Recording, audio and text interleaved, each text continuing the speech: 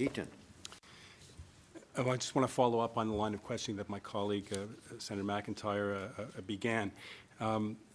As you mentioned, and as we know, both Quebec and Manitoba have, in fact, announced that no home cultivation will be allowed.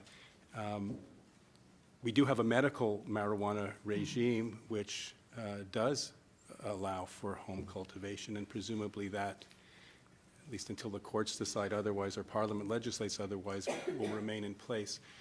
So it's complex, and the Minister of Justice also has argued that there are legitimate policy reasons in the government's view to retain the right of individuals to grow. So, putting that all together, why are you not satisfied that provincial legislation, city-specific bylaws, condo association rules, and the like, wouldn't that be a sufficient answer to this admittedly real problem?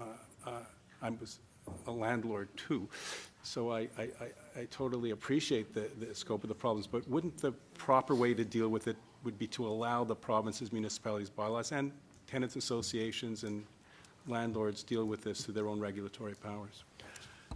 Well, first, as to the medical marijuana issue, as I read the cases which drove the government to the regulatory regime for medical marijuana, they were in part driven by the fact that unless someone grew their own in their own home, they couldn't get it legally. They had to deal with organized crime. And so that was regarded as an infringement on their life and security, their safety and security. Whereas in the new regime, where marijuana will be available, the need for the medical user to grow their own really falls dramatically, particularly when the product is available, when the price is stabilized, and you know, all these rules about making the labeling of it and the safety checks and so on and so forth. At that point, to me, the various need for the medical user to grow their own really will have disappeared. With why are we not satisfied that the provinces, the cities, the condos, the landlords make the rules? The reason is because then one major reason is one that has an immense patchwork quilt of rules. There are certainly landlords in this country, a significant number of units spread across 6 or 8 provinces. I mean, I don't think that the governments are not usually rushing to leave landlords to deal with social issues. The governments tend to want to tell us what to do about social issues. So, I mean, it's a bit ironic that if you raise the thought that, well, we should deal with them. I mean, there's some benefits to it, I concede. I mean, you might have some buildings where all the condo owners want to be able to smoke, or maybe even want to be able to grow, but it just makes for a patchwork, very difficult to enforce. Part of the rationale for the Quebec ban was that the landlords did a survey, and they said, to what extent do you think the police can be relied on to enforce a limit of 4 plants? And I forget the exact percentage, but about 80% said, no way, they won't be able to enforce a ban of 4 plants.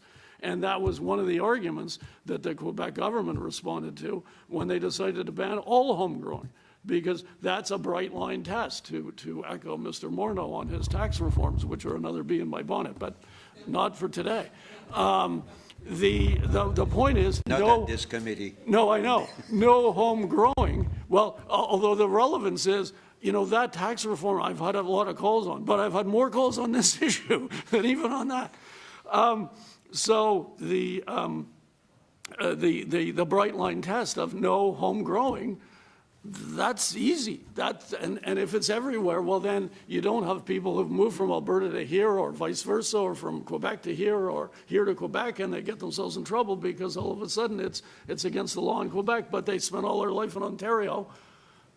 But just as a follow-up, no, thank you for your answer, but you know, whatever the scope is of the federal criminal law power, clearly the provinces have primary and exclusive jurisdiction over property and civil rights in the province. And so do I understand that you would as a fallback position to your recommendation that it be banned nationally through Parliament's legislation, would you nonetheless support, as I think I understood you saying, that the province has been given a clear leeway to regulate, including banning home cultivation, if they so chose?